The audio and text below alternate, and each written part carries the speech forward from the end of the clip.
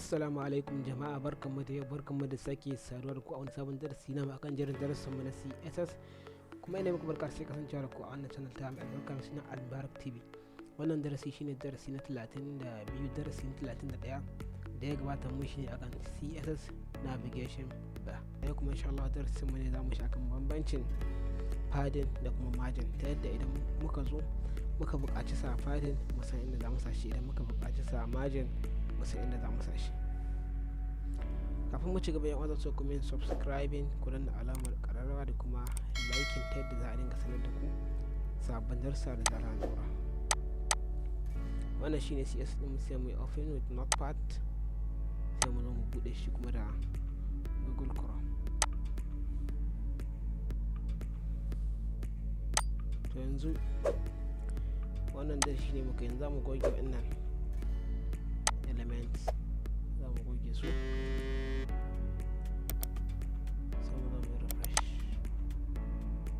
To ta yaya za mu san bambancin div, ta yaya za mu san bambancin paddind da margin? To yanzu za mu buɗe div. Shi dai margin amfaninsa shine saka space daga ta baya outside kenan, shi kuma inside ake saka space. Margin paddind saka space a inside a cikin,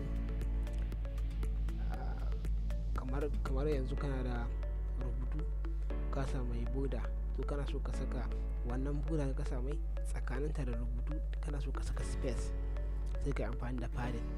Idan kuma wani rubutu ne yake da a waje ba ka so shi tabi wannan boda, da sai ka saka margin. Yanzu sai mu rufe deep tag ɗin mu. Darasin deep tag mun shi a HTML playlist nashi, sai ka je can ka kalle su ka san menene deep tag. Yanzu sai mu copy ɗin wannan, yanzu anan shi ma na wani kofi ɗin, sai mu zo a nan na yi kofi ɗin wani rubutu, sai yi paste ɗin shi.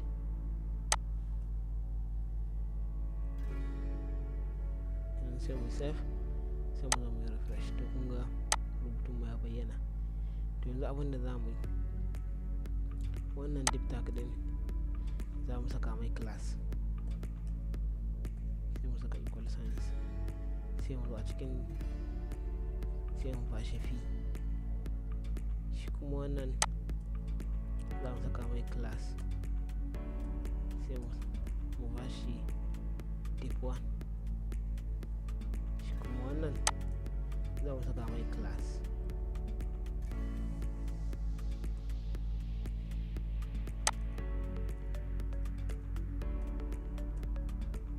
mu ba shi div2.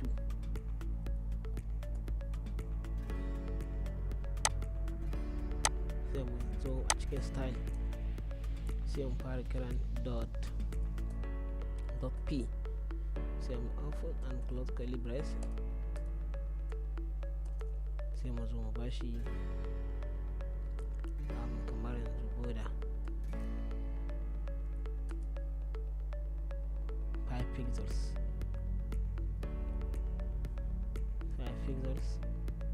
solid red. Sai mu save, mu zo mu refresh. Kun ga yanzu rubutun mu yana da boda. To yanzu shi kuma za mu kira .div1.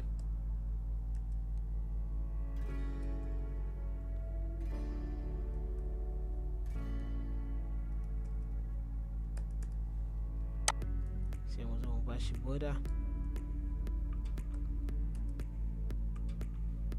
shi ma 5 pixels, solid green, high. Sai mu bashi 500 pixels, width sai mu bashi 99%. Sai mu save, mu refresh.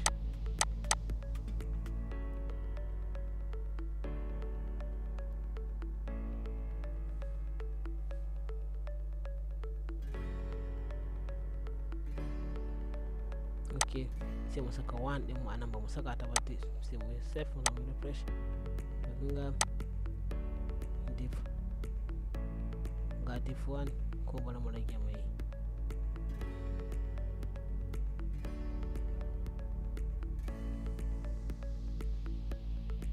miti din nan bari mu bashi a 50% mu zamu save mu zamu refresh sai mu bashi ko bari mu bar shi nan tana shi sai dai mu rage mai height din nan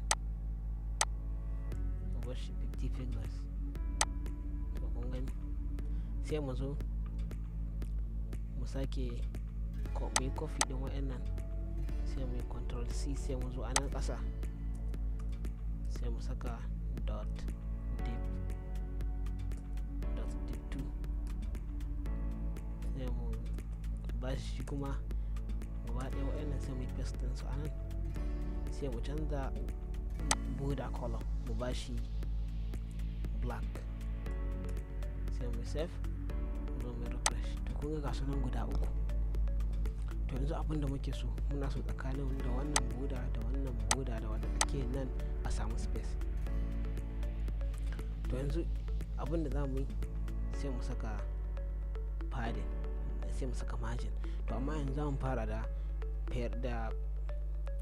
wannan fi class wannan sai mu bashi margin. Muna so a rubutunmu da yake gab da border shi dan sako sai mu bashi padding saboda shi padding space ne na ciki sai mu bashi 10 pixels sai mu save sai mu mai refresh. Kun gani rubutun mun samu space daga ciki. To shi kuma wannan border green da kuma black ɗin muna so mu samu space tsakaninta da wannan red sai mu zo mu saka margin kamar yana ba shi 10 pixels sai mu save mu mai refresh.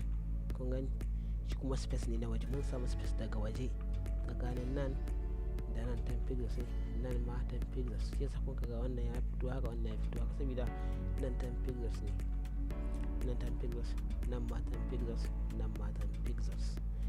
To idan muka rage shi muka mayar da shi 6 pixels muka yi save da muka zo muka refresh kun gani ya sauko. Wato shi margin space ne daga ciki tsakanin rubutunka ko da ga wani abu ne. Yanzu da za mu zo mu cire wannan border din sai mu save mu zo mu refresh. Kun ga border ta cire to amma sai mu zo mu bashi background color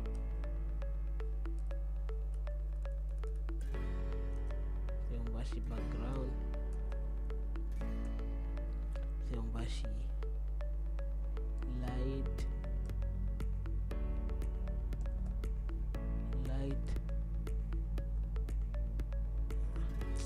sai mu bashi background mu bashi gray